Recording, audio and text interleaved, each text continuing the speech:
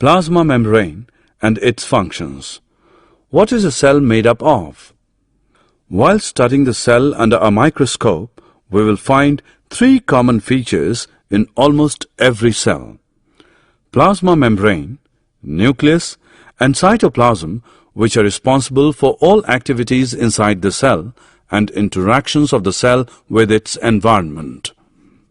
Plasma membrane. This is the outermost covering of the cell that separates the contents of the cell from its external environment. The plasma membrane allows or permits the entry or exit of some materials in and out of the cell.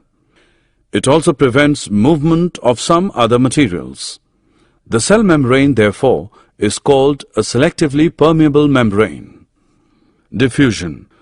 Some substances like carbon dioxide or oxygen can move across the cell membrane by a process called diffusion. This is spontaneous movement of a substance from a region of high concentration to a region where its concentration is low.